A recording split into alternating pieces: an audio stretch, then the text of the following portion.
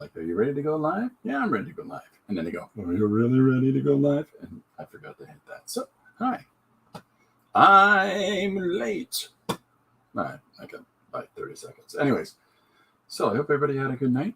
I had a great one. I had a good time yesterday. Yesterday's mixed media page was a lot of fun to do. And so this is what it ended up looking like. This is a scan of the original page. And yeah, no. So then the finished page ended up looking like so. No, my snap was off. Sushi. Does anyone know where it really comes from? Yeah. So this was a lot of fun. The stuff that I laid out in the stream yesterday, I ended up doing. The only addition that I made was, instead of the reaction panel that I intended for the very last, I put two in because I wanted to fit in. It's not just the captain that's a lemur, it's the whole crew. So there's Lynn Madden, Terry Brett, Dee Dee Willingham did the lemur sticker, which is the second panel on the bottom. And then I doodled one beside it. Lynn Madden's images. Terry Brett has an image in here, and an anonymous donor has an image in here. I got one more name. I don't want to scare anybody, but I cleaned my studio last night. Ann Lahr, which I think is Ann Makes. I think that is. But Ann Lahr, Lahr. If I'm mispronouncing that, Ann, I'm sorry. Okay, so you can see that the camera angle has changed today. Why is that, Chris? Boy, am I glad you asked. Because we're going to work digitally today. Today we're doing the Pantone Challenge. Hold on. I got it right here. Bing! The Pantone Challenge. So what I've done, and I'll walk you through it in 2 seconds, is I've scanned the card. So I will do a traditional piece on the card. I will. I promise. But at the same time, I've done a little bit of business here with the Digitali. So we are going to get down with that bad sound. Now, today's music of choice is Space Hog. You heard that right. Space Hog. Great band. They had a really fantastic album in '94 and called Resident Alien. And then they followed it up with 2 more albums. And they're supposed to be doing something nowadays. So that's exciting. Okay. Do you have a one-page comic? Keen. What is it? Boink, boink, boink. Idea. There we go. Presto bango. Bingo bongo. There we are. Hey, look at that. It's text. Okay, so, so this page is fun. The whole idea is that as the narrative goes through, it gets more ridiculous as it goes. I mean, it starts off with, does anyone really know? Does anyone know where it really comes from? You know, and many people make sushi on their own. This isn't rocket science for a lot of folks, but full disclosure, I've never had sushi. So, as far as I know, it's magical manna that falls from the sky. Anyhow, all right, so today, like I said, is a Pantone challenge. I'm a Pantone card. Dee Dee sent to you in the mail. Okay, so that's what I'm going to be working on. Now, I'm going to do a traditional image, scan this, and put it in as the last panel. But in the meantime, let's jump around a little bit. So what I've done is I've scanned. We're going to remove that before you see it. Okay, so I have scanned the card. Yeah. And then I have scanned a number of the items that were sent. One of these, I think, is from the stamp swap, and the other 3 came in the mail yesterday. So I scanned this in my scanner, and so I sat down for a couple minutes here, and so I've got let me see if I've got. So I scanned the card, I put that green into the computer, and then I started playing around with things. So here's all the elements that I just told you about. So that's it scanned. I've done it as a translucent filter, like a PNG file is what it's called. And so that you can see through it, right? On white. So because it's got a green base, it looks dark on white. And then there's other items that you can't see right now because I scanned them and made them appear in white. So when I've got this board on, I'll show you. Presto changeo. It appears and disappears. So, and yet the green part, because of its value system, it still appears on that flat willow bow green foundation. So now I went in and I played a little bit for 2 seconds. You can see this panel. Can you see the mouse wiggling around? So you can see this bottom image. Now this image is in yesterday's page. Underneath these two panels, I had another piece of that paper that I utilized in that. So that's in there, but at the same time, when I've scanned it here, you can see what it is, what it looks like in its original form. When I put it on the page here, oh, that's kind of fun, right? So what I did though is that I did it as I made a pattern out of it. Like I extended it out and spread it out and made it higher. So that's just a kind of a cool modulation on there that I like personally. So that's a great foundation to start drawing on for me. But then I also wanted to make sure that I included the Pantone text. So I put that in there. Now, mind you, I flipped it over and put it on upside down, but that's what it says on the card, right? Oops.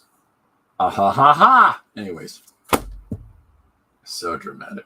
So that's the gist of what I got up to with that. Now, I've got these other elements that I'm laying on top of the flat back. Now, they're somewhat transparent, right? So you can see through the type. As I click it on and off, you can see that 9 popping through there. So one of the fun things that I can do is that I can utilize these elements to either be behind panels, like be some of that, what I talk about when I'm working and I say that I like to put some complicated image, like some sort of foundational image of information at the base of a drawing and then draw on top of it. And that's really what you see when I'm doing, like I did the page yesterday, these little torn up pieces of paper that was one of the stamps sent, the fish stamp that was sent, the lady looking through the binoculars in front of the watches, that's a stamp, more of those patterned pages, or page ripped in 2 pages. So these little, and then of course the lemur sticker that came from Dee. So these little aspects for the greater image are all embedded in our background. And yet at the same time, I work on top of those, right? Like, and I try to have some of that bleed through and feed into the image at the same time as it's not just the whole draw. It's not the entire complexity of the image. So what I'm going to do with this is now I've got the Pantone page pulled up here. So like, I'm missing something here. What am I missing? Captain Courage. I tone, you tone. We all tone for Pantone. There you go. And then it says, I tone, you tone. We all tone for Pantone. Okay, declarative. I love it. Yeah, we're all in this together. So another thing I did was I took the Pantone base color, right, that I'm clicking on and off here, that dark green that I showed you earlier, and I made like a filtered down semi-transparent screen of that. So I could place that, and then if you see on the side, I'll move my big giant head. Okay. Look at me. Woo, woo, woo. What? Huh? Okay. Oh, you can't see it because of the way I have it set up down on StreamYard. Anyways, I'm sorry, I can't show you all my layers, but I have it set up as layers. And so with that, what that lets me do is as I stack the layers on top of each other, you'll see things come through or cover up the layers underneath that. So because the pattern sits on top of the flat base color, and then when you see that this deeper colored screen, and if I take everything else out, and take out that base color, you can see how translucent that is. It's pretty thin, right? So as I put all these different bits and bobs into the image, it all starts to stack up, right? Oh, we got Mr. Salazar, frankly. Hey, buddy. Welcome aboard. Captain Courage left. Have a good day, Captain Courage. So, I can hear Frank giggling to himself right now. So if I go into this pattern thing, now the standard size of panels that I have is I want a 1/2 inch outside bleed edge on all these one-page comics so that there's uniformity when I collect them. And here's some exciting dramatic news. We contacted a publisher today for the next book. So, and Lori is helping me with this process because I am a creative engine, but what I am not is very good at the organizational, let's print a thing part of making stuff. I can just make stuff until the cows come home. But when it comes to actually getting those to come out and be something else, you know. Frankly says, how's life? Life's good. Life is salty. So, okay, so I got that text here now. I'm going to move to that layer. And I just want to make sure that I have all of that text inside the main image, right? And I'm going to try not to cover it all up if I can. Oh, isn't that sweet? Frankly called me on the creative engine. I could. I think I can. I think I can be that. That's very nice of you, frankly. So I'm going to use these other things that I've scanned and convert it into these translucent images. That's the stuff that I showed you on our first page. So I've got those as panel layers, basically. So today's page, drum roll please. Yesterday's page was a 3-word prompt page from pulled from the bag by Dee Dee Willingham on her channel, Mondays and Wednesday mornings. The page I posted is sushi, submarine, and lemur. And the lemur, hold on. Woo! Yeah, so the lemur that you see here in the center of the bottom of the page is a wonderful sticker that I got in the mail from Dee Dee, along with a number of other things. So, so that was what that page was, and that's in a traditional mixed media. And our digital page here is going to be Shoulder Pads Gone Wild, is what I just randomly picked out of the book. I thought I'd be prepared before the stream. So, Shoulder Pads Gone Wild, as suggested by Rachel Fleming. So, and so what I'm going to do is that I've got my magic glove, magic, and I'm going to set these. I'm going to set a panel size down first and foremost, and this is going to be. So we got Shoulder Pads Gone Wild. I think we'll just do that as a text opener. And but what we'll do is we'll have it into this panel, like we'll have it set in. So I'm going to just start drawing the panel image. Now what I'm doing is that I'm making a frame with the rectangular marquee tool, it's called. This is the second guy from the top. You can't see my layers, but you can see what tools that I'm on. So the rectangular marquee tool is what I've got set up. And then I've gone over and I've got 2 color settings on the side. That is the Pantone Willow Bow Green and Honky White. It's not Honky White, it's just white. But so those are the 2 values that I'm going to be using. Now, I might after the fact, come in and do some reds in here. But the whole idea of this, I think, is to use the color of the card. And if I'm wrong, please let me know. Okay, so that's where we're at, cats and kittens. So I'm going to do a little bit different today. I'm going to pop up the size of the page so that I can focus in on the old Drawinski. So, but it's only going to go inside of our panel size. Sounds good? Sounds okay? Sounds okay. So yeah, so we're just gonna try some different stuff, and I've got I've got myself open if anybody has any questions or thoughts or interests that they want to bring up or express. Or Chris, what's wrong with you? I don't know. I don't. Also, I want to talk about something else. I finally got a chance. Oh, my opacity for my brush is at 24%, by the way. In case that you want to work digitally and you want to know what the heck is he doing and why now. So I finally got a chance to listen to. Well, I'm going to turn some of these things off. Turn off the flower. Turn off the flutterbys. And let's play with the type size first. Oh, wait, no. Let's just leave that alone for the time being. But I will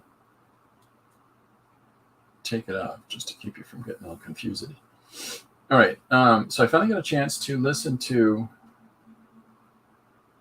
the stream that we did on Wednesday with Chris's class. And I want to say how much I appreciate nice things. People are saying really nice things while that stream was going on. I thank you very much for that. Some of you is really surprised. It was a nice surprise. Not that can't believe it said something nice. That's not what I'm saying. But that was really nice, some of the reassurance and stuff like that you were saying with the kids. So don't be afraid. He's not going to bite you. So I'm going in and I'm drawing in reverse. And so rather than focusing on the exterior line, I'm building up the surface area that's lit up. And, it's kind of a different way to work, but it's doing what it's doing. So now I'll come in with this. Like I said, I've got the dark green as well, so I can come in here and pull values back if I'm out of control. So as per usual, if anybody has got a one-page comic idea that they want to throw at me, I was going through the stream on Wednesday and somebody had a really interesting one about a superhero with poop powers, so that was fun. I wrote it down. I don't know how soon I'll get to it, but because while it might come off as all right, there is something to be said for, hey, you asked for it, so I asked for it. So I'm gonna see what I can do with it. It's the old John Lennon, right? I don't know a lot about the world. But you give me a tuba and I'll give you something out of it. So that's how I'm looking at the poop suggestion.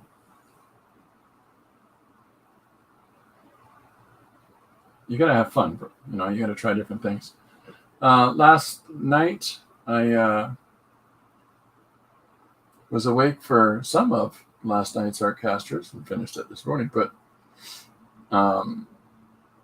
it was really interesting to hear about Process from Gary Hodges, Jim Luan, Joshua Kimball, Corey Peer, and Mr. Scott Circuit. And big announcements, Scott is coming back to YouTube. He's a long-time channel on YouTube. He posts a video every week for 8 years. No holidays, no breaks. So that's kind of kooky. So he needed a break, and I don't blame him. That's not kooky like he's crazy. I'm just saying like, whoa, holy guacamole. So yeah, so Scott is going to start doing some videos again. So excited to look out for those. Scott has a thing on his channel where he has a comic toolkit, or like a starter kit. And if you're looking for some basic tools for making comic books with, do check that out. Sign up for his newsletter and you get to download those. And I'm telling you right now, that is the basic essential tools that you need for making comics. You know, it's kind of nice and compelling that he's given those to people. Like, it's just something you look for. I was looking for something that really did a decent job of emulating a pencil brush, right? And I never found one until Scott's toolkit came across my attention. So he's a pretty good artist. He's got a good comic series I recommend called The Young in the Deed. The Young in the Deed. That young people are dead. What? No, it's not that. It's the whole world around him has gotten Kapatsky. All right, so I want to give this young lady a little more eyebrow. So I said I was going to make the screen bigger, and I didn't, but you get the gist. Refine this little features a little bit here. Here's that top lip. And I'm going to cut that nose ridge back. There we go. So, so when I draw digitally, I do it one of two ways. I'm either using an elliptical tool, or I'm using a digital brush. And, I don't know that I necessarily draw too much different from when I'm working traditionally. But again, that has something to do with the brush. For quite some time, I used the brush out of Mr. Cirklin's newsletter, or news starter kit, sorry. Tone this neckline here down. There we go. I specifically thought, well, this is the best pencil brush I've ever seen. And then I found out a trick about settings and set my own. Once I'd learned enough about it, I set my own digital pencil. And I'm quite a bit more comfortable with that. So, but that's only because that wouldn't have happened if he hadn't opened that door and sort of said, "Hey, big fella, here's you go about doing that there. Just make all the children smile." Mm-hmm. So I'm just putting in our character here, and then I'm going to have the text moving in behind her, but I'm also getting some of that information in the back as well. So just trying to get in the gist of details, and at the same time playing with and allowing some of that, that information to pass through there. I really do like the back. It's kind of like chatter, right? It's just, and I like that. I like the rooting of the image. So, okay, so I'm just putting this young lady in here now. She's looking up for some sage advice from somebody. And cutting in with that stronger, more opaque line.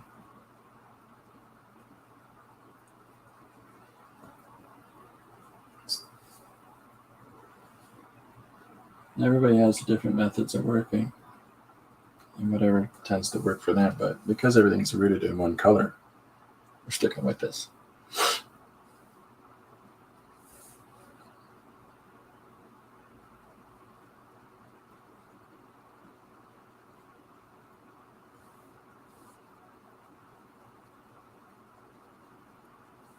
Now I can also come in with the eraser and take out errant lines that I don't want. So clean up those edges a little bit, which also works for me.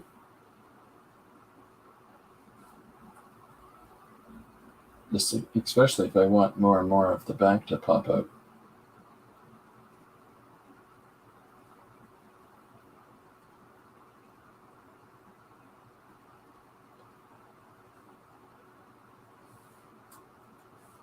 And then you can change the size of your brushes to suit the size of the marks that you want. And that includes the eraser, right? Boy, can you ever, Chris?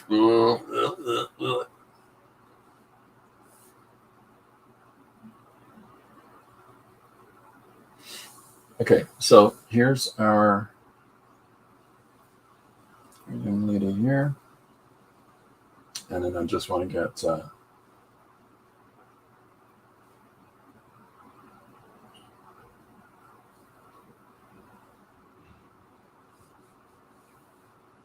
come in with this eraser. Going to take out this skirt area.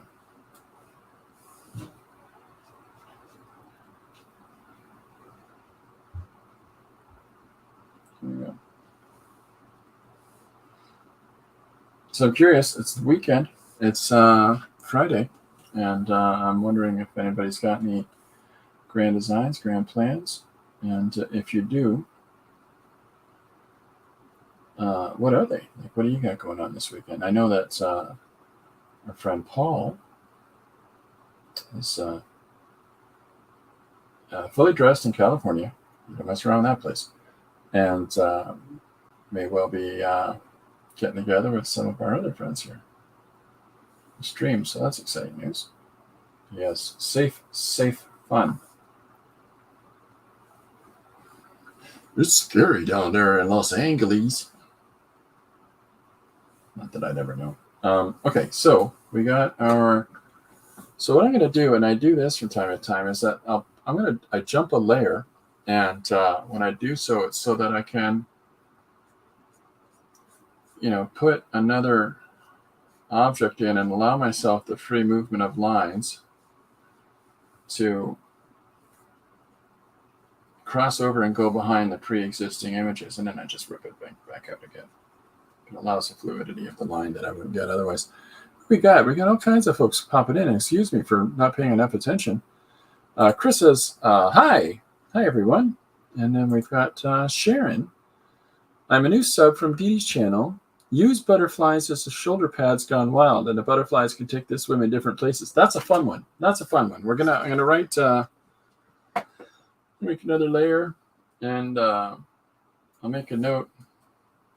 Well, I can't actually make a note in another layer because I'm stuck in this one. I'll just put here, butter, flies, shoulder pads. That was actually something I was thinking of. We'll see how concrete I am with that, taking it that far. That's what has the person fly around. But we'll see as we go along. But definitely have them on as their shoulder pads at some point. Thank you, Sharon. That's Sharon. Did I get it correct? Yeah, Sharon. Chris says, coming to say hi, off to evaluate oral projects. Oh my goodness, it never stops. The marketing. Thanks for stopping by, Chris. Again, thanks for Wednesday. That was a lot of fun. Okay, so I'm just going to come back in here again. I've got the white loaded up on my pen. There's only the two values that I'm using, the white and the green, and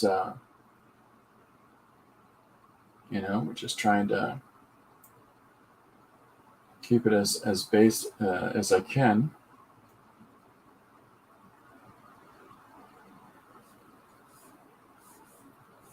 Just so that we stick to that whole working from a single value for the image here. Straw glass. That's a fun suggestion, by the way, Sharon. Thank you for joining in with us. We could have some fun here.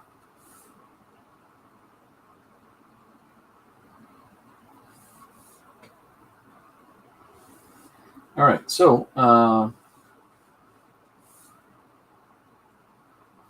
we got our glass here,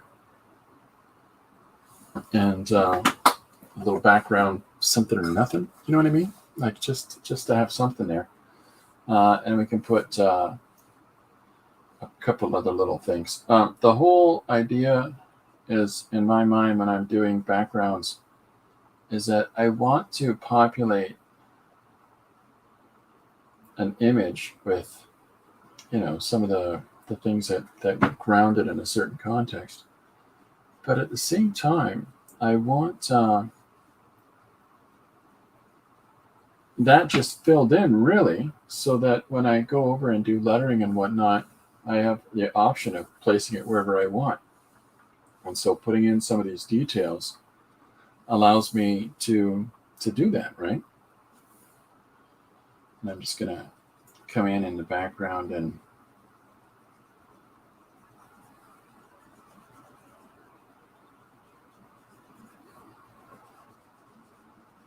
so I'm just throwing down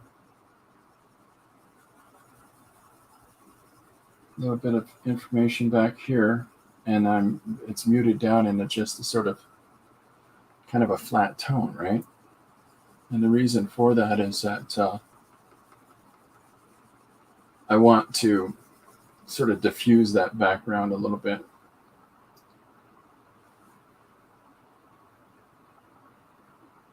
That's the idea. That's the idea here. Now I've got, because I've gone over, I allowed myself to do this on a different layer so that I could go over my foreground image and then come back in and cut it back. So erase that information back. All right, so now if I go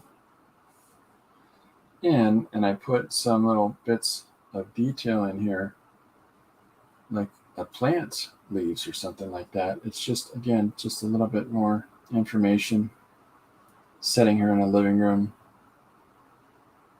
and yet at the same time,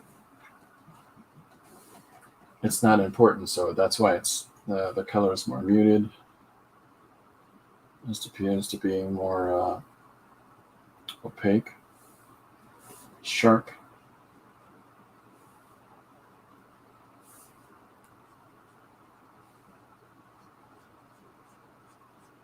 There's a little edge on that chair. There's the leg underneath the table. I'm going to come back in under that table and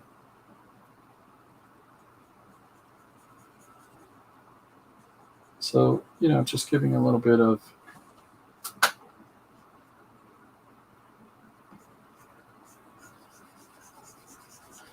shape to the image. So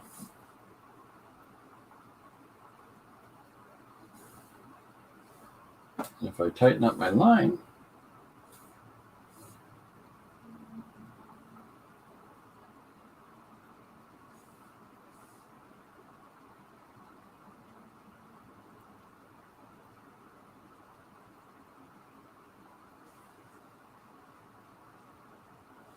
just to give it a little bit more form. Yeah. Okay. Am I missing stuff? No, we're doing okay. If anybody has anything they want to chat about or tell anybody else that they got going on this weekend, feel free to do it in the chat here, by all means. And if you're watching the video post-tense, you're always welcome to put that in the comments for the video as well. And just get the word out about what each other are doing creatively so that people can find you out, find your stuff. Okay, so all right, so we've got, let's put one more element in here. I think we're still on, let's put a crazy lampshade.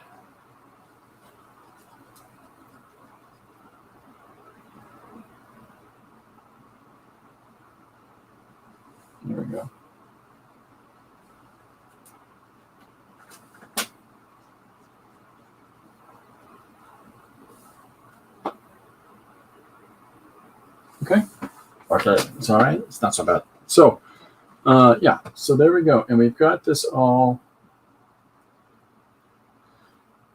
If we take out like things like this information that you can still see peeking through. So this is what I mean by it's part of, and yet at the same time, it's not necessarily interfering with the drawing itself, but just having that upside down 9 or 6, as it looks like, in there just gives it, I don't know, something else, something a little more. And then put a couple little lines in here to just give a little bit of depth to the lamp.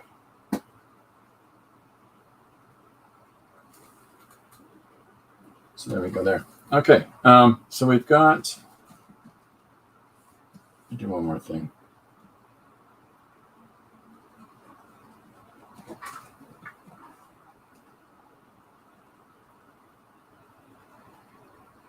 So just putting a picture frame in the background.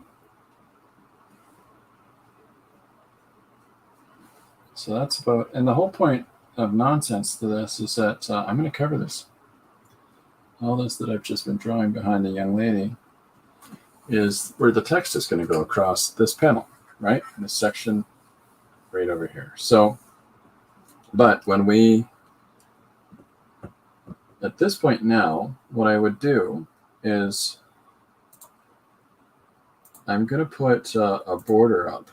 And so I do that by what's called a, underneath edit, there's a stroke spot. And so whatever you've got highlighted is, and you choose the width of it, but you can thicken that up now so that you've got a border on your panel. So when you pull everything else out in the background, you can see how we've got this information here. And if I save that as all one panel, by merging on my panels, and call it panel 1. So now when all these different layers that I did the drawing on, okay, they're going to move around. I'll show you. They're going to move around together. Look at us go. There we are. Go team go. So there's our first panel. And if you take have it on the white background, you can see how it's got the nice border edge on it. So one of the things that we can do for ourselves as well is come in, let me get on the right level. I can come in on that pre-measured scale and take out, so I know where to keep my panels within. I can erase the tops and the bottoms and the sides of the page.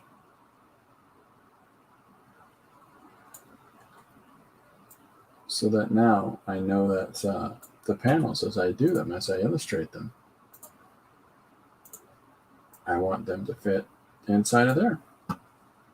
Yeah, it's okay. It's not so bad. So, so then when I go back in again and put some of this complex information in here like this, you can see how it's changed the framing of the page and stuff. So long story short, too late. This is basically how I approach putting together my pages. And so,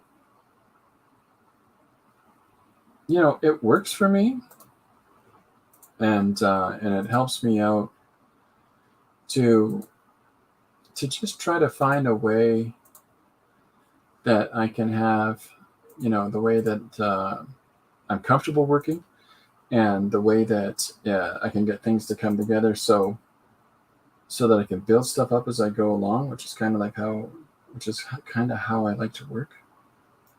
Now, if I had a tertiary color, and that means, for those that don't know, a third color that I was implementing on this page, I could give more depth and more, well, definitely more differentiation in the value of the surfaces of what it is that I'm drawing. But because I'm trying to basically stick to our principal color of Willow Bow by Pantone. I'm cutting that back, so I may yet still add a third value in. We'll see. But I don't want to vary too much from the basic color. To me, it just feels like it's something that I can challenge myself by having a one color only drawing, truly a one color only drawing. So, okay, so that's the butterfly shoulder pads idea. So we've got our basic shoulder pads here, and let me get on the right layer. So I can take this textual information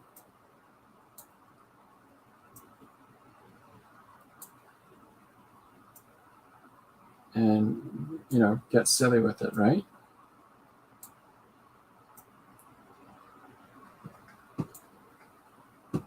Just, because I can. What's your judgment system for how you think when you're working, Chris? Oh, I like coloring. So I've muted it down by putting it underneath that our base layer of information, right? I'm just going to duplicate it and make that in case I want to use that type again. But I'm going to come into here, our type panel, and trim it.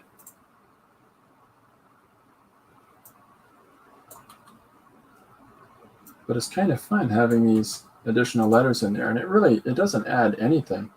Now, if I want to be cheeky about it, what I can do is come in with the eraser and just go to that specific, whoops.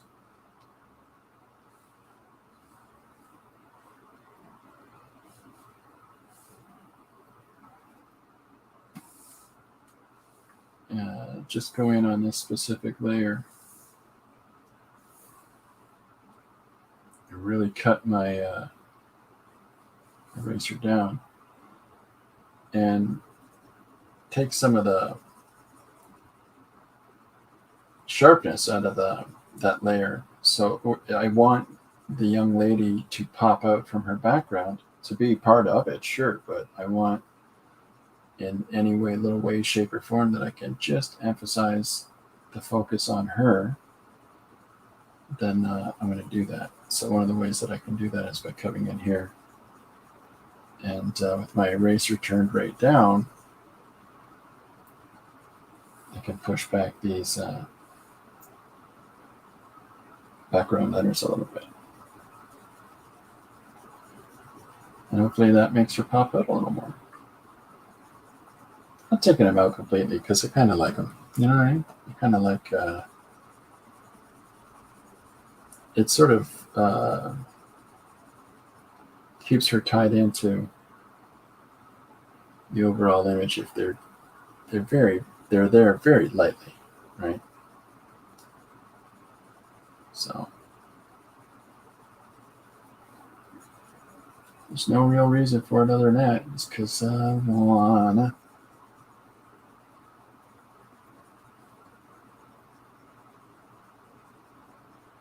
And you can still see some of that information about the title of the Pantone card popping through. Woohoo! Okay, so I'm going to come in here with our base color of the Pantone Willow Bow. And I'm just going to do a couple little bumps just to,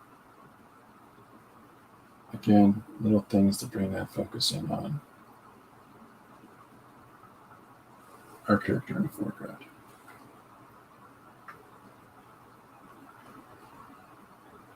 If anybody has any thoughts or questions or ideas or enigmas, riddles, quandaries, keep them to yourself. No, go ahead. Feel free to ask away. What's the hair like up there, Chris? Is it thin? I got a feeling it's thin.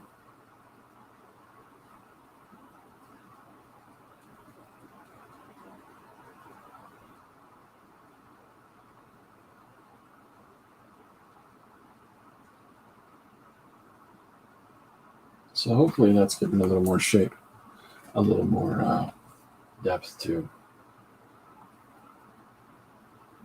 our foreground character and brings him forward from the background.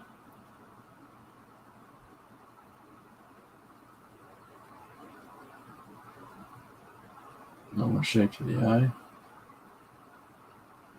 More shape under that nose. This is all emphasis points rather than filling in whole lines, right? Just so that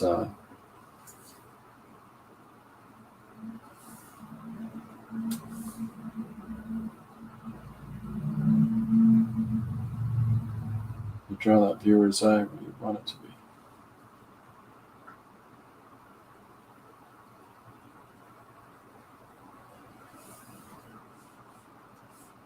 Yeah. Yeah. Yeah. See?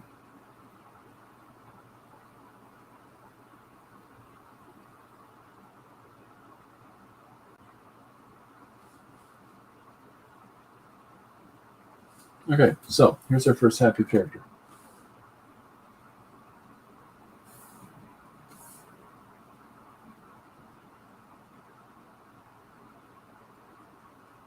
You know, he's concentrating when he's quiet. The guy's rarely quiet. You don't do a lot of concentrating, apparently.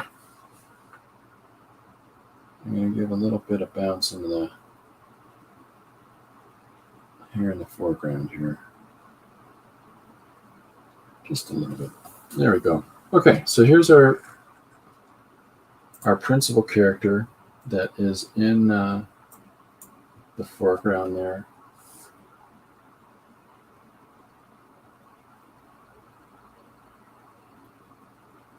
So soften this up a little bit.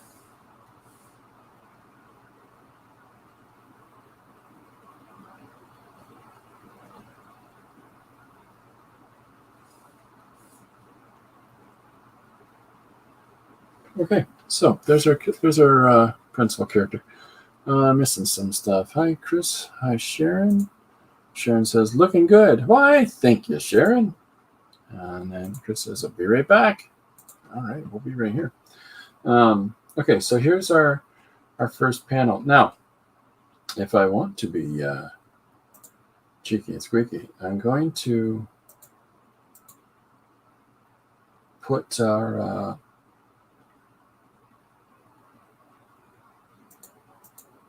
see, I want to embed our type in into this background. So what I'm going to do is I'm going to plant it here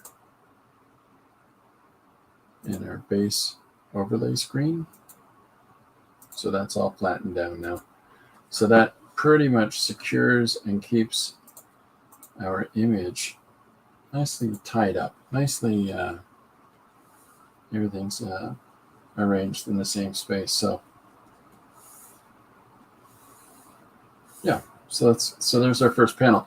Now, when I do the titling, I'm going to lay it over top of the background of this panel. That sort of allows me to.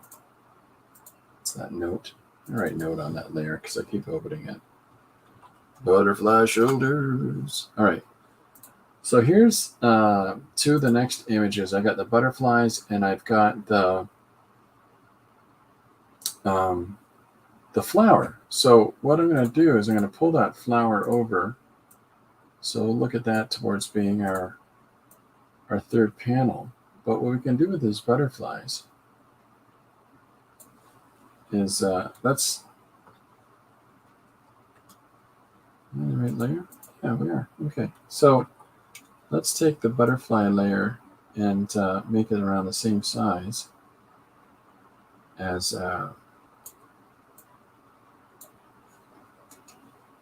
this existing. I'm going to beef it up a little bit and overlap it. There we go. Beefing it. I looked at it kind of out of the corner of my eye for a second there, and that looked like one of the butterflies was a chicken. It's all right, folks. I'll be fine. Okay. Yeah. There we go. That's coming together. Okie dokie. There we go. And I'm just cleaning up the outside edges of of this random little bit of information. Just because I want to make sure it's all nice and tidy. All right, so if I put that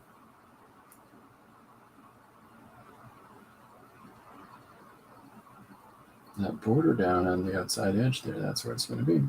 So now all the stuff that I'm going to draw over top of here is going to be within this panel frame, just like I did with the first one, right? So I'm going to get crafty for a moment, though. And I want to tune this down. I want to reduce the opacity of these butterflies. Am I not in the right layer? Yep, we are. Okay. There we go. Okay, so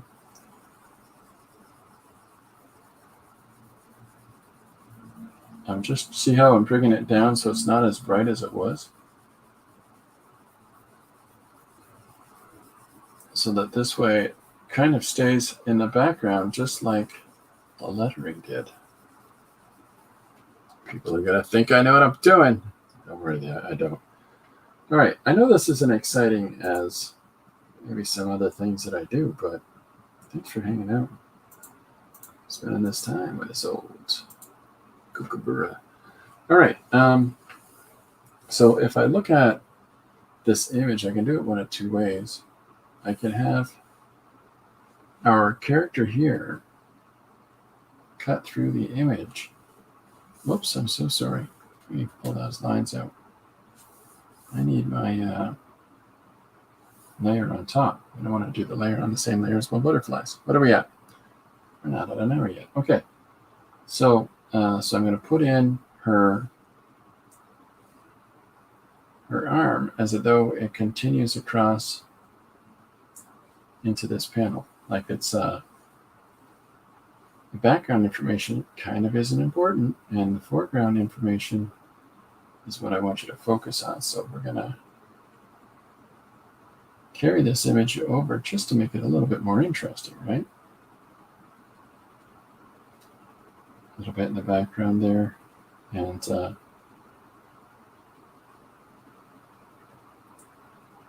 put her hand in here. What I want the hand doing.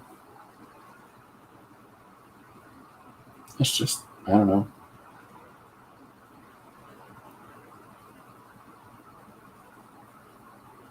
Do this with it, you know, like it's sort of opened.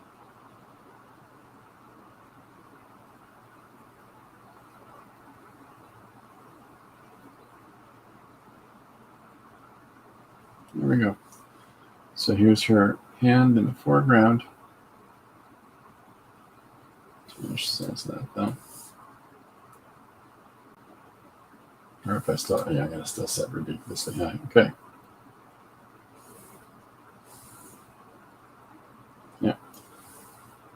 All right. So here's our character's hand. Now,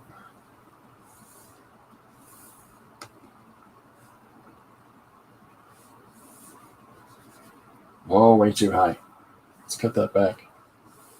See, again, you got to tone down the size of your eraser, like how solid it is, so that you don't wipe out your whole image, just like I did a moment ago. I'm just bringing it down in increments.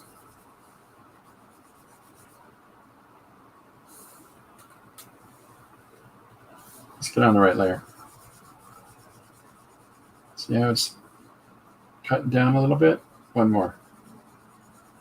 I don't know if you saw that, but now you can see the butterflies embed into the background, and our foreground drawing is where it's at. So, right? So we've got her arm as it cuts across here. We know that we're in the same room, but let's put mom in.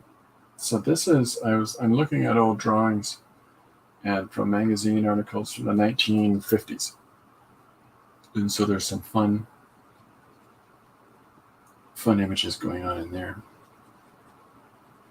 And like a lot of those old, if you get a chance to look at old Archies and the like, you'll see that a lot of the young romance books from the 1950s, they were specifically targeted at female readers. Um, there's a wonderful, I really wish, and unfortunately there'd be an awful lot of backlash against it, but I really wish that those um,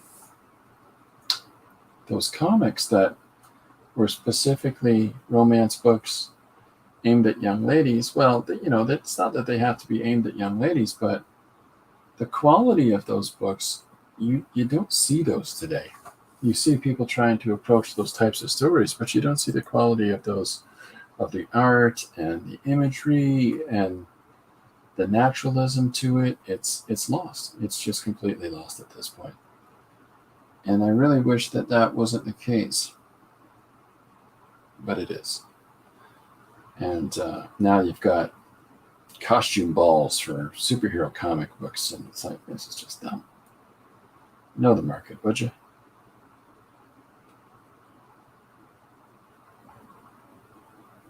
So we used to see an active sales drop in those books that were specifically, we're having a big fancy ball for all the superheroes, and people are like, I'm not reading that book. That's dumb.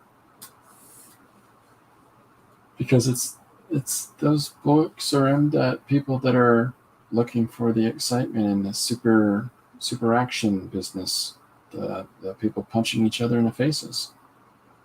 They're not interested in. We're gonna have a gala ball. Break. Okay, so here's, yeah, I hope this is coming across easily, but this is the breakdown for our other character, our older sister, who's saying, "Ah, Tammy, you crazy nut. If you want to meet a man, the thing you gotta do," maybe that's not her voice, but you gotta go on down to the Piggly Wiggly and hang out your shingle there. Just put it out there. Big old sign. Tammy looking for a man. Tammy wants a man. There, that's how you gotta do.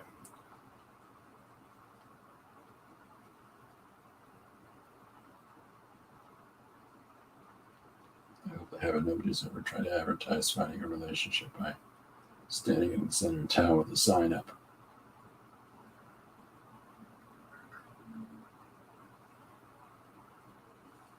All right, so here's our other character who is talking to her principal.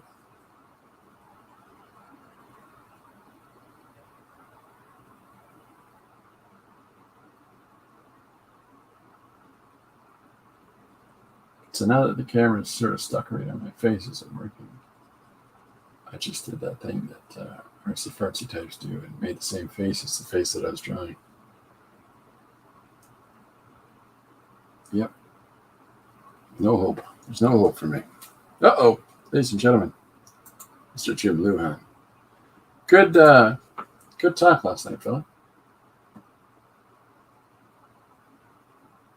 That was great. I learned things. I got to say, I was a little bit disappointed in that Art Casters last night, because when you got a reunion of the whole band, I don't know why you guys just didn't do one song. We just wanted one song.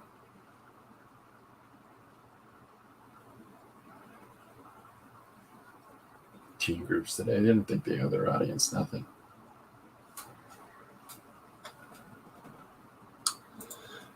Chris, I have your care package ready to go. Will be in the mail the next day or so. He's a poet and he didn't know it. Did you get what I sent you in the mail, Jim? I sent you something as well. And I don't know how long it takes to get to California. California.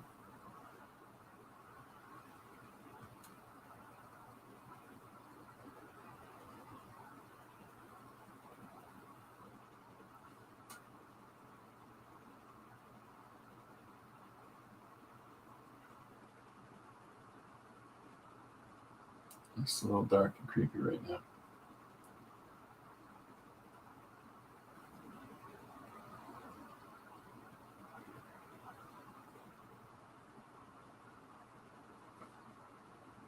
Not yet, Jim says.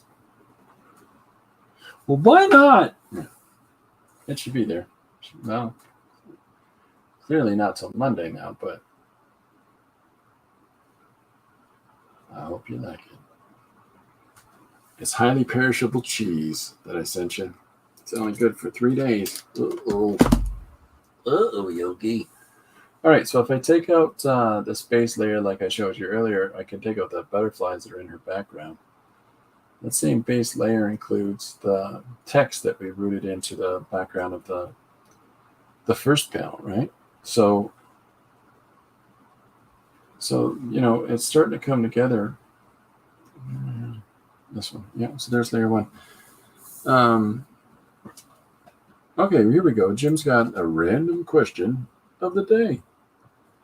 What is your favorite song with California in the title? I think it was why were those guys called, the Jet Skis or the Jet Guys? And they had that song "Surfing California," something like that. I'm hip with all the modern music. Probably pretty obvious what I'm going to choose, but I like to let other people have a chance. So, what's your favorite song, huh? Huh, people?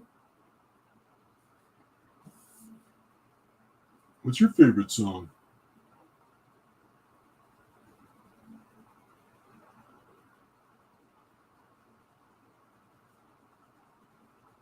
I don't know if I can say it's California in the title because it's the root word is California.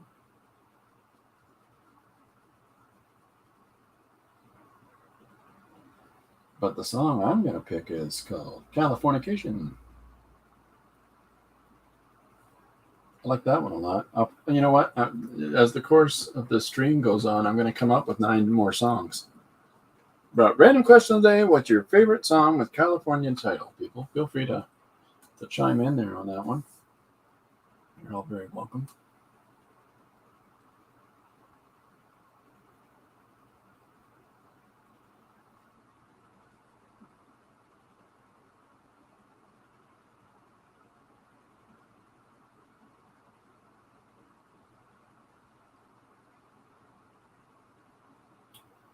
I also like that song about that motel, right?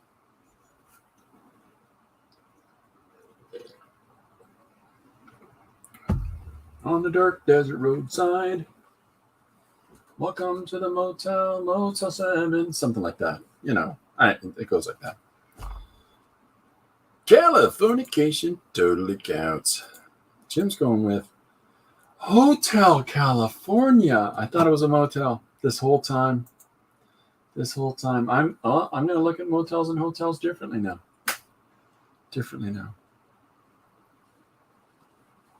It's such a lovely place too. Such a lovely place. There's plenty of room in it.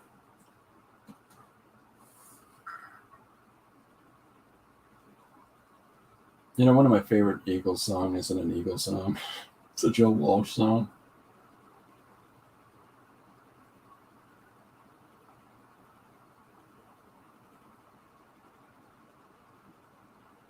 It's very funny. It's very, very funny. All right, Sharon says Hotel California, her favorite song from the Eagles. Fantastic.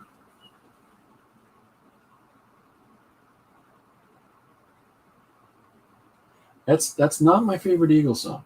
It's not that it's not a good song. It's a great song. It's just not my favorite Eagles tune. There's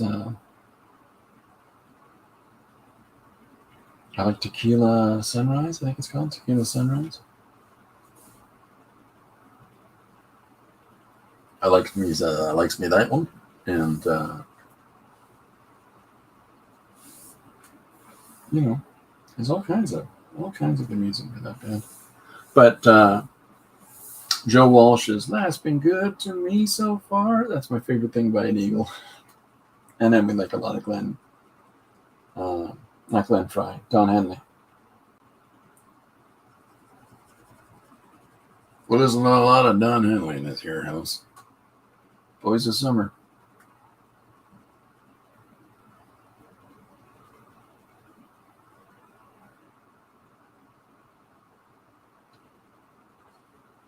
So I'm drawing this person's outfit as more of a silhouette, really.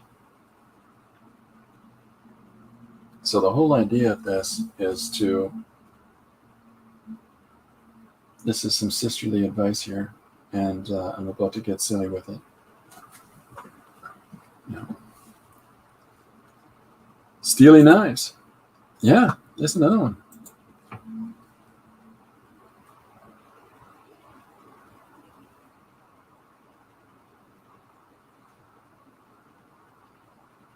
Don't really like Life in the Fast Lane. I'm kind of tired of that song.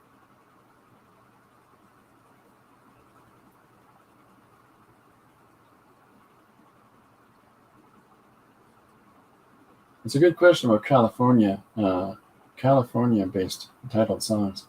It's a lot of punk songs with California in it.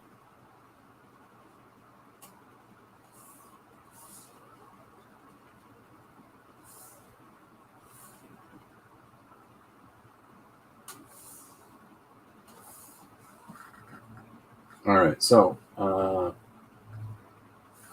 yeah, I think that this is where we get into the start of our. This one's for Sharon. I'm going to start putting some butterfly patterns coming up off of our big sister's shoulders here.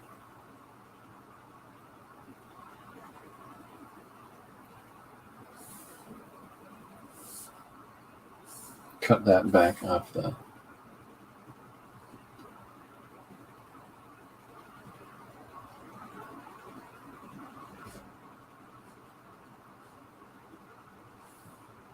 There we go. Yeah, that's a good question, Joe.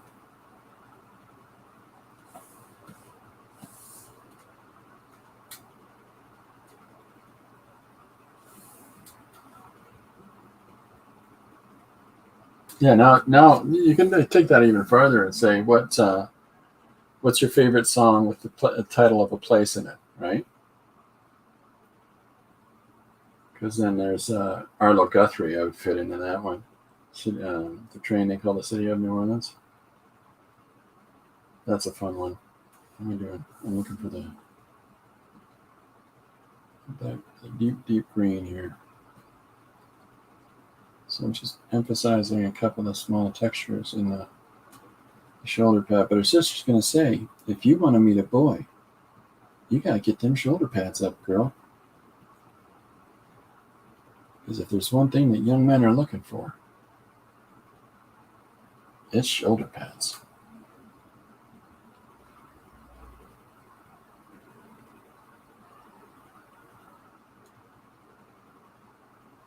So I mean, for the next panel, I can get silly and have her hovering above the ground with her butterfly wings, and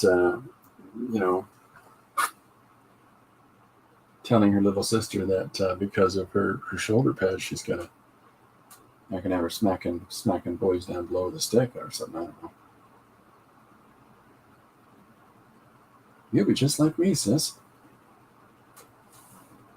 That's why I use this brand of deodorant. Okay, that's not quite what this is, but you know what I mean. So there we go. Big sis's hair. That's kind of fun.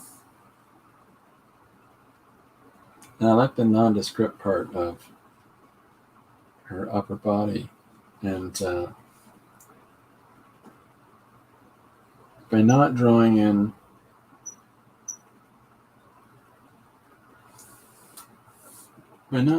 all of these little details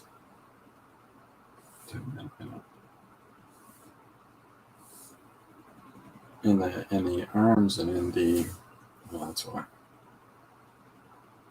I'm not trying in all the little details in her shirt. What do we got? Shoulder pads. Did you hear Dee Dee's shoulder pad story? No, I did not. I didn't. Maybe I think I tuned in just after she had finished talking about her shoulder pads on that day.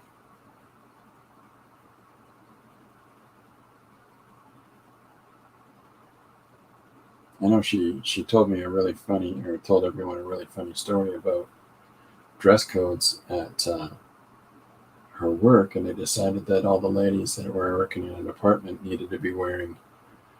Let's have the ladies wear some dresses, please. And she went home at lunch and changed into a dress, and immediately started doing display work up on a ladder. And the manager nervously came back and said, "Okay, you know what? Well, how about you ladies can wear slacks if you want to, and it's maybe a good idea." Talk about taking a system right on the nose.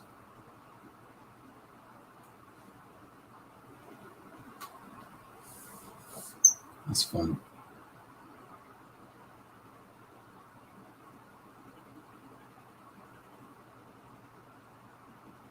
So we're just putting a couple little emphasis points in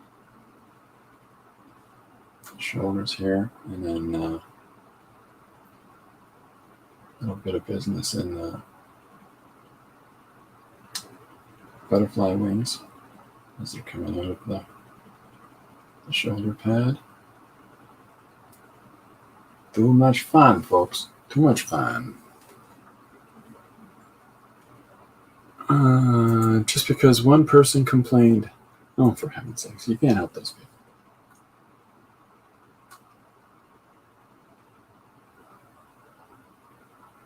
We live in a world where one complaint gets way too much mileage.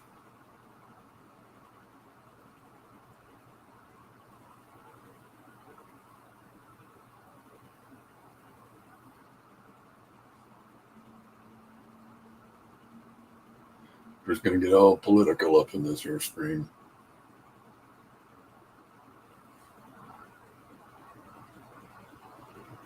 Maybe not. So this is coming together pretty fun. I'm really, really pleased with how the composition works together as it moves across the two panels. It's important to me that that we have consistency there. And see, you know what? I don't need to do that because that's not colored that way in the first panel. See, right after I said let's keep it consistent, then I went and almost changed it. So, way to go, Runsman. Okay, so as we're getting in a little bit of information here, we'll trim up our lines a little bit tighter. There we go. Happy.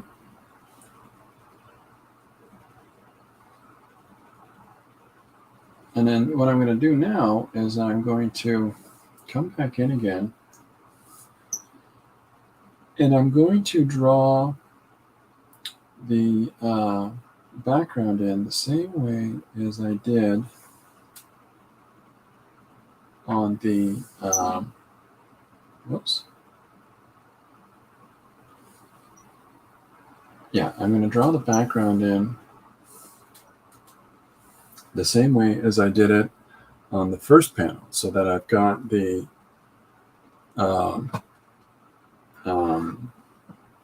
scene unifying throughout between the two. So I'm just going to come in with another layer, and I'm going to beef up the size of my brush a little bit, but leaving opacity the way it was. And then I'm just going to carry on with making sure I'm on brush. Yep. And I'm just going to carry on with that composition back there. Now, because I'm on a different layer, I don't have to be too overly precious about making sure that I don't go over the characters in the foreground because we can fix that. We got the technology. So I can come in and put these lines in there, and I'll just erase them out, just tighten it up again in a second. But by having the chance to do it like this, it lets me really play with keeping it all uniform and tied together.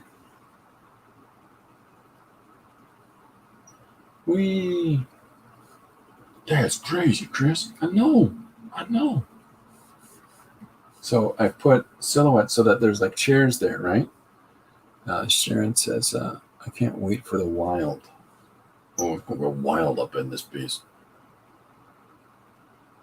All right, so I'm going to follow through the legs under the couch. And then we've got, let me try something for a second. How opaque is that going to get? A little too much. That's all right. We'll come back in here. Tone it down just a tiny bit.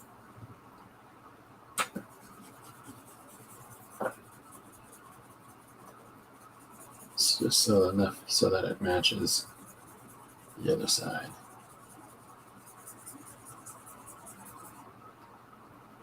Yeah. One last thing should be perfect. There we go. Okay, so then I'm going to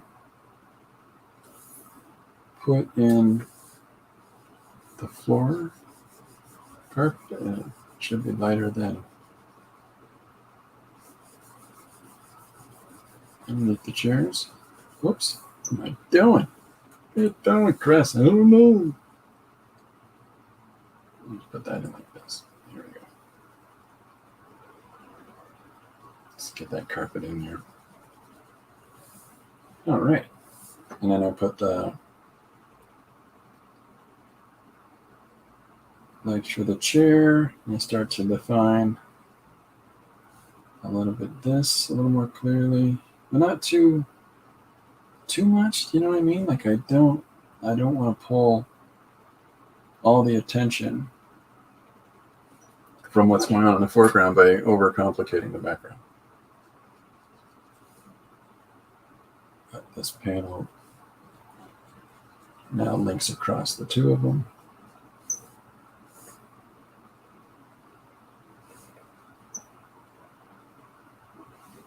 There's that arm of that chair. But not too intense, right? Right.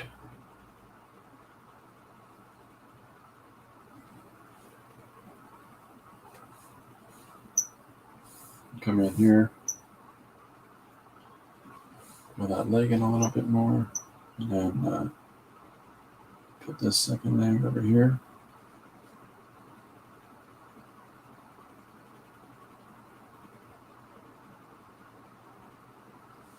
There we go. All right. And I'm going to follow through with the line that I had in here. The white framing line that should carry over our ideas from the previous screen. Okay, previous panel. Anyways, so now I've tied. Oh, I've got to clean up at the top here where the photo frame is.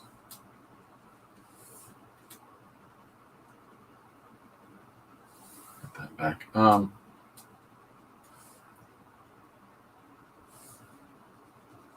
So I want to carry this framed image over. That's the part that's missing.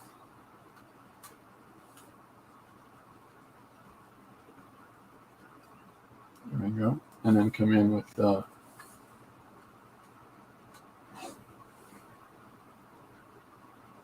line there. And a line around the frame image there. And a little bit of that business. There we are.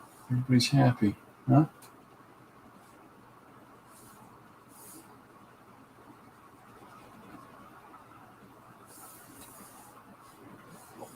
All right, so if I go and I put together one more layer, and I go to my green, and I do that stroke function I told you about earlier, and I'm going to make a border layer.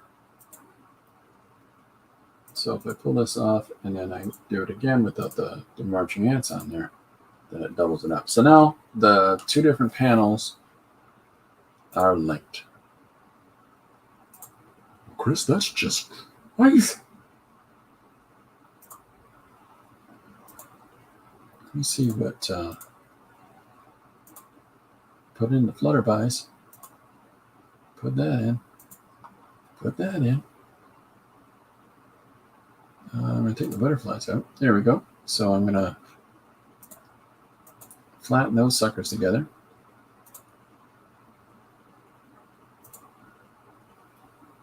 Merged. And then the butterfly.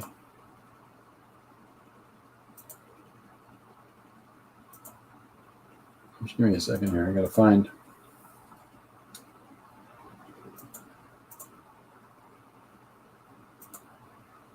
That's the one.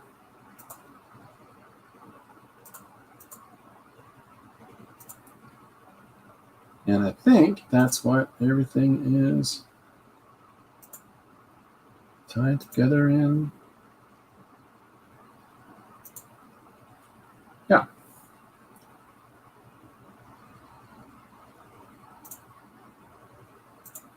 So that's now one layer too. So I've got the panel layer that sits on top of that, but when I put down the layers underneath, you can see how the complexity builds up again. Okay, so this is the digital drawing process of how I'm approaching doing the Pantone page. And I'm only using the Willow Bow green that I scanned off of the card. And I will be drawing a traditional panel on the card and then inserting this into the page as well. But doing this digitally with all the base tone and doing it as a whole page comic, it just sort of lets me really play and explore with some of these layers and some of this fun information, and playing off of some of the mail that I just got with these fantastic patterns and stuff. If you have the opportunity to use Photoshop or some kind of digital program, try that. Try looking at how you can put things in layers, and don't just look at them as an opaque image. Look into the eraser function that's in the menu on the side. I just highlighted that. I just turned that on. And notice that there's a bar at the top that says opacity on our screen. It's not hidden underneath right now, underneath the text that I have for today's page. But you can lower that opacity and then go over and then make the size of the eraser larger. Go over once of the entirety of this thing that you've scanned and put in, and it diffuses it. It cuts it down. And do that a couple times and just really thin it right out so that when you lay it into your drawing, it actually lays into your drawing. Sort of like if you were to do it as a screened image or just like a translucent, like if you were to do a drawing on a piece of plastic and then lay that plastic on top of your mixed media image, then you're going to see all the other stuff through the plastic, of course, but those things that are on the plastic are floating on top. And then if you do layers on top of that of plastics and things like that, that's basically the idea of it.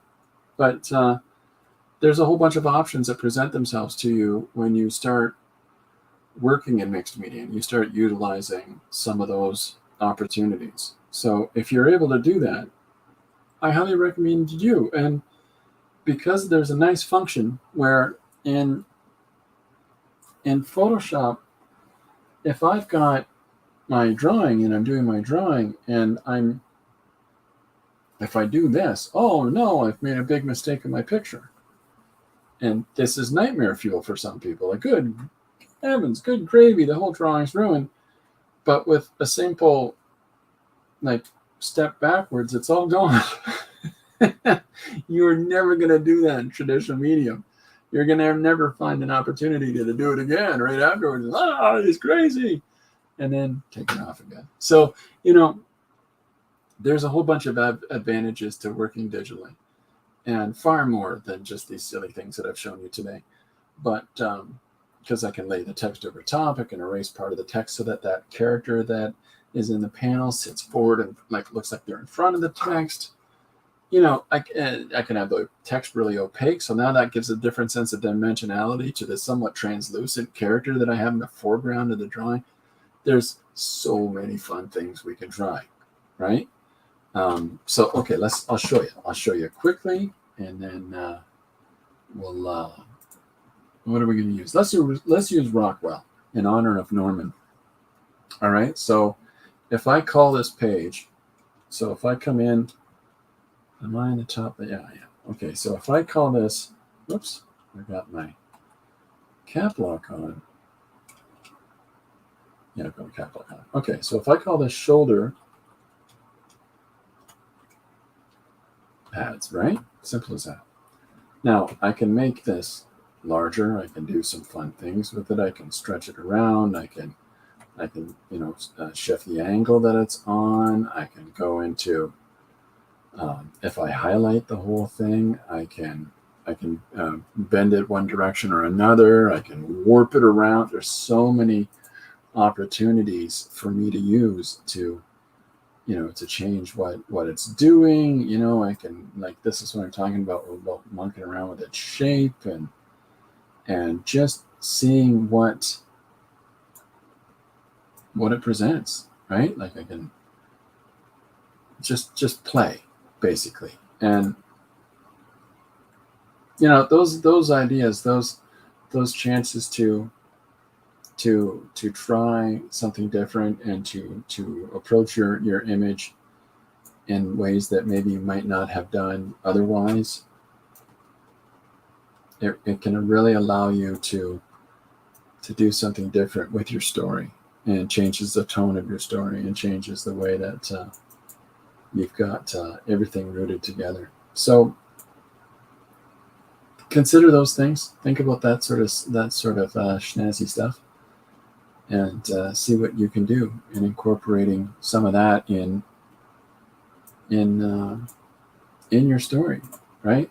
So if I push this over, and then I'm going to come through, I'm going to move this way, and then one more time I'm going to stretch it over so that we've now got, I'm going to raise the size of the letters, okay? But then I'm going to come through and see if it lets me do this. Not yet. Okay, give me one sec.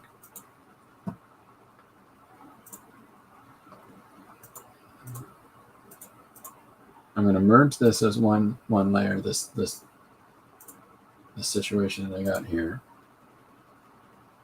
I'm going to make this one layer so that it lets me play with what I've got now from my type, so that I can come in and I can take these letters and I can move them up by the friends, right? So now that I've got that, I can switch this about a little bit.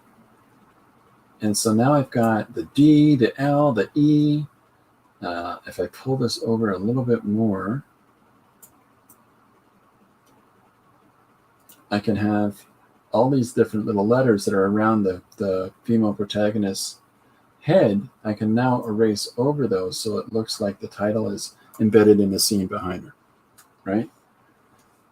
I know it's not like it's the fanciest thing in the world, but it's the little things that sort of just give it its own voice, give it its own authenticity, as it's a different story than the one that you might have just done before. Yeah, so that's the sort of snazzy jazz that I get up to. Now, if I come in here and take a look and make sure I know where the lines are. So I'm going to come in with my eraser now, okay? And I'm going to cut. See how I'm erasing out some of the letters so that, oops, I'm going to cut back on that one. So that now her hair sits in front, and just keeping track of where the top of her hairline is. So this is what I mean by,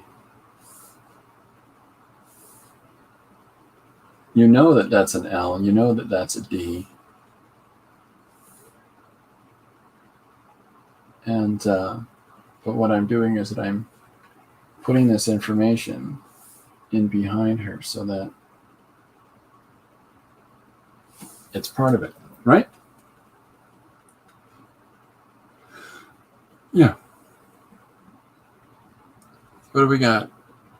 Sharon says, isn't the title Shoulder Pads Gone Wild? Well, Shoulder Pads Gone Wild is a suggestion. The suggestions don't have to be the title, because some suggestions are really long, and I can't fit that on there. But shoulder pads, I mean, we could do a fun thing here, Sharon, like where we take the shoulder. Whoops, are you there? You're there. Okay, we're all together.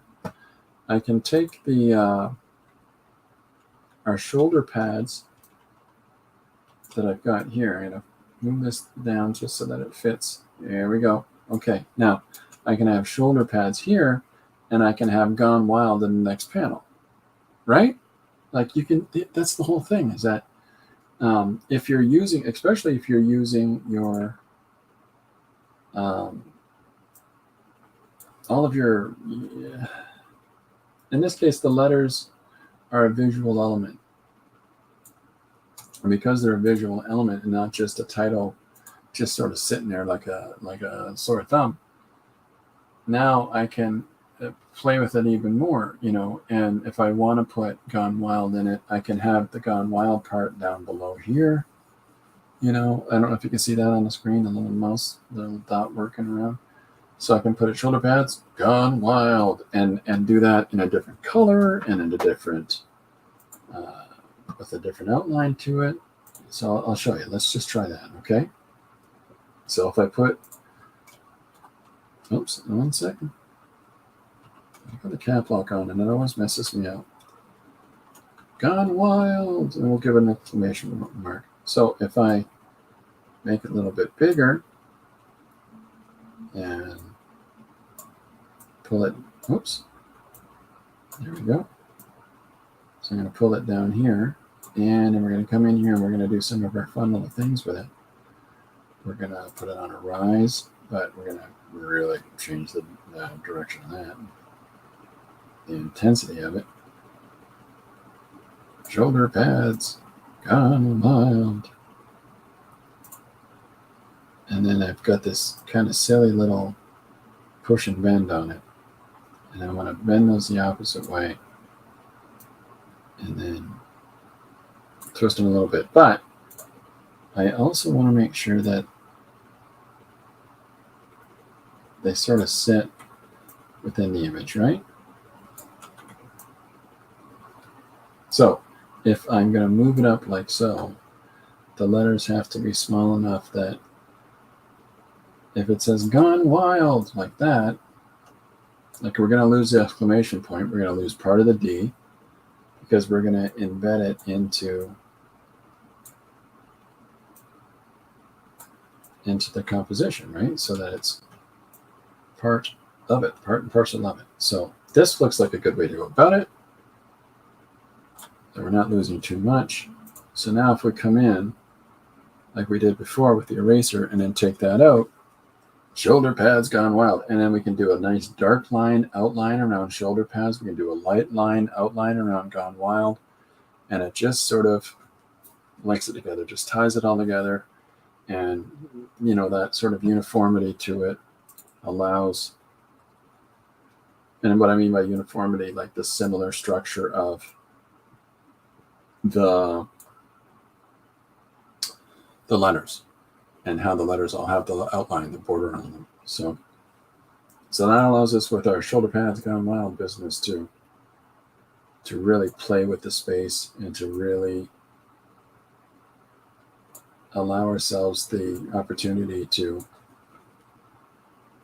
capitalize on the scene. And again, this goes back to what I said earlier. I draw the whole scene in the background, even though you're not going to see all of this. And the reason that I do that is specifically so that we can play around with where we put shoulder pads Gone Wild. And I'm still not even locked to it. We can still take Gone Wild and put it right over here, right? Like we still have this opportunity to sort of play with this a little bit more. Turn that around, you know, change the bend of it a little bit so that the arc of it's not so extreme, or maybe we make it a little more extreme. Maybe we can do this fun thing here, kind of like that. Shoulder pads Gone Wild. You know, it's the experimentation that you allow yourself by having the entire image drawn in, so that you can then play and figure out where you're going to put things. So now if you've got the letters moving right behind both sisters like this, and like we've established before, when we're going to erase out some of what's going on in the foreground, or what's the letters because of what's overlapping them with the foreground, then again, this gives you the chance to really, you know, goof around them. So yeah, so this is what I'm going to finish today, and I'll have this posted for tomorrow. Thanks, Sharon, and for anybody else that's come in and hung out with us today. I'm going to play with this some more, but it's we're an hour and a half in, and unfortunately, I've got some things I got to do. We got, you know, I got to drive my mother out to see my sister, and then I got to pick up one of the grandkids and bring. Oh, it's a busy day. So, thank you very much, everybody, for coming and hanging out. I will try to do some kind of thing this weekend, but in the meantime, in Canada here, it's Father's Day, so happy Father's Day to all you guys if I don't talk to you, and anybody else that's having Father's Day or whatever. And I will get these things posted. Stay tuned. I'll be back Monday, definitely, for 2 o'clock as usual. I'll see you then.